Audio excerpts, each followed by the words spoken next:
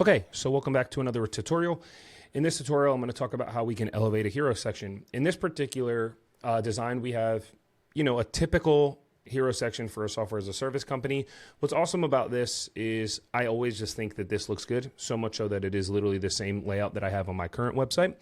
And I just like the balance of it all. But what can we do to make this stand out? Especially with something like, I see a lot of these software as a service companies that utilize an image of their dashboard.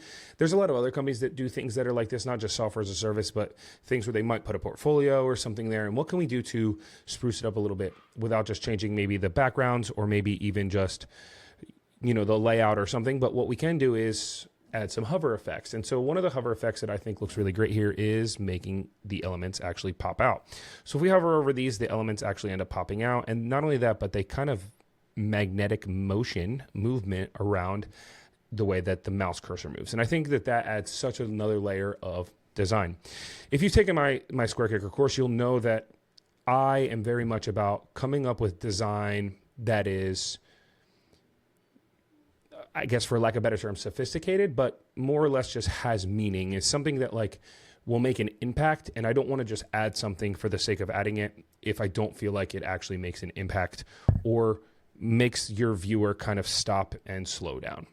So what we're going to do here is I'm going to show you how to do this. It's actually quite easy. And then I'm also going to show you some errors, some things that you can do that would make it not work. Because what's important is that this works, across all the different levels of your screen sizes. So whether it's tablet or phone or whatever it is, this would work no matter what. So in order to do this, it's actually quite easy, but what we must do is start inside Photoshop or maybe Affinity Designer, which is now free if you haven't checked it out. It's really nice. Canva, any of those tools will work. Great. So I have already built this in Photoshop, and as you can see, I have created my dashboard, and I have my blue line in the middle. That's a guide to make sure that it's centered. And if you notice here, I already have my sections kind of broken up. So I already have them over here in different layers just to save us some time. But pretty much what I did was I designed this, and by designing it, I literally just typed in a couple prompts in the ChatGPT and had them make me a sample just so I could kind of see if this would even work. And then I just took this into Photoshop and then I edited it. So what I did was I edited it so that the sidebar is gone, and then I also edited it so that this piece is also gone. It's really important that we focus on one side at a time, but it's important to also have the entire box designed first and then go from there. So what I want to do is I want to crop this to half, hit enter, and then now that it's cropped to half, I'm going to get rid of the left side. I will save this image as this. So I'm not going to do this right now, but I will just save it as is. So you just save this image. You could put in this case, ticket template left.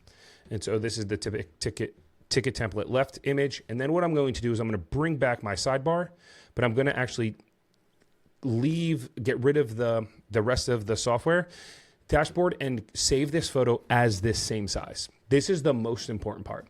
If you save this image as the entire size like this, right? That is what's going to be ideal to making sure that this works. If you try to crop this in like this, and crop this in so that it's just this section, it will not work at all. And I already have those saved as well, and I'll show you why they don't work. Okay, so what we're going to do, recap, you're going to save this as one side and then this as another side. Okay, then what we're going to do is we're going to Z all the way back out, Control Z or Command Z, undo all the way back out, whatever platform or operating system you use. Work your way all the way back out. Now we're going to do the same thing on the right side. I'm going to get rid of this box, save it without the box in it on this right side. Then I'm going to come back in here, add this, get rid of this side, and I want to make sure that it's a transparent background. Get rid of the background and save it just as this. It needs to be the exact same size, and I will show you why. So once you have all of that stuff saved, we can get started. So we're going to go back to our template, and I'm going to go to video, which is this video, and I already just have the hero section made, and I'm going to expand this down. I'm going to add an image. So we're going to add the image and we're going to drag it. Now, if you haven't noticed already, if I hit the G button on Squarespace, you can see my grids. My grids are, the gap is to this one that's on the left here, and it is no gap. Make sure there's no gap or this will not work.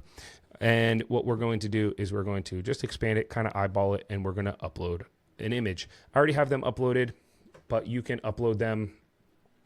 And what we would do here is bring this in, and I'm going to make sure that this is set to fit, not to fill.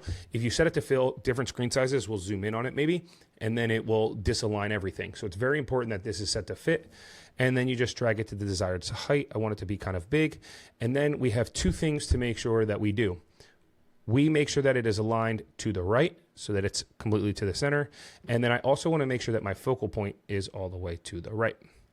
Okay, so you want to make sure that the focal point is all the way to the right, and that's super important. And then what we're going to do is duplicate this image. So now this image is duplicated. I have two of them, and I'm going to now add the dashboard sidebar. And so if I delete this image and then I select from library, but you would upload, I just hit my sidebar and I add it on. What makes this so perfect is that it's all of the same features are already there.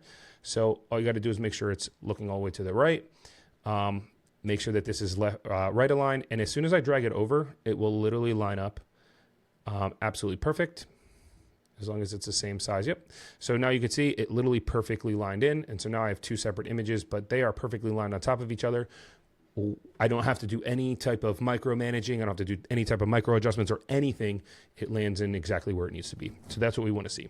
Now I'm going to duplicate this again, and I'm going to bring it over to this side. And I'm going to change this to the right side of the software. So that looks like this one. And the only thing that we have to do is make sure it's center align our focal points to the center and all the way to the left, and then make this left align. So now it lines up perfectly and we're good to go. The only thing I need to add is my last little bit section. So we go here, change this image and select from library, or in your case, you would upload it, and we're good to go. So as this uploads or adds, we're solid. So if I hit save and exit, you can see here that the software looks great. There's no gaps. Everything is nice. So as of right now, just a quick recap, make sure you edit this in Photoshop, Affinity, Canva, whatever editing tool you like.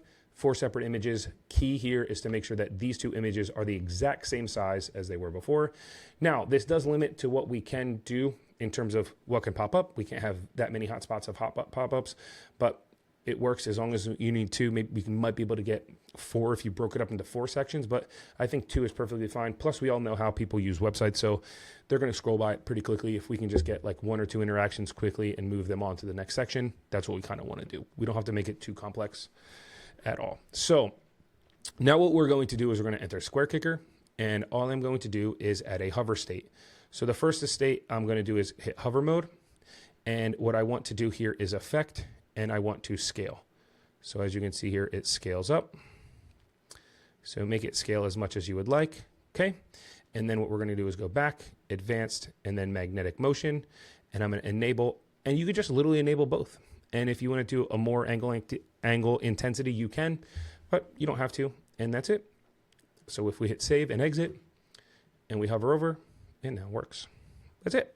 Super easy. So we go back to here, edit, and then we go to this image here, and then we do the same thing. We just go to image, hit our lightning bolt, our hover lightning bolt, and we're going to go to effects, and we're going to scale it, make it as big as you would like, design back again, advanced, magnetic motion. If you just hit enable, all you need is just these 2 set up. Freeze and all these other ones are kind of nice follow, things of that nature, but I don't think you need them necessarily on this. I think it works perfectly as is, and you can increase the intensity as you need to, hit apply, and now they both work. And so as you can see, it's super easy. The best part about it is because we did the work in the beginning in Photoshop and made those 2 images exactly the same, because of that, it lines up perfectly and it jumps right back into place. And it almost kind of snaps there, which is like really nice. Yeah, love that. Now, I do want to show you what can happen if we don't do that.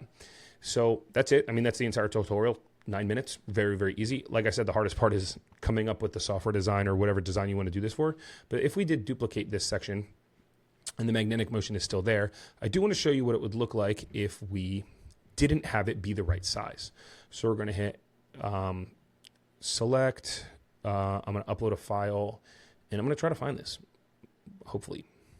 So we're going to go to... Here we go, ticket sidebar. So as you can see here, this is just the sidebar. It's not, you can see now it's just the sidebar. There's no like, it's like super big. So what we're going to do here is put it back. I don't know where it went. Let's say for a second, it like disappeared on me. There it is. Okay. So now what I want to do is I'm going to try to line it up to the best of my ability. So while I'm trying to line it up, I'm going to just turn off all of the effects so that it doesn't keep doing that every time I touch it. But right now it seems like it's too big. If I move it over here, it's now overlapping. Now, you could probably say that that looks okay, but that's not how it's supposed to be designed. But if we were going to try to maybe make it smaller, there we go.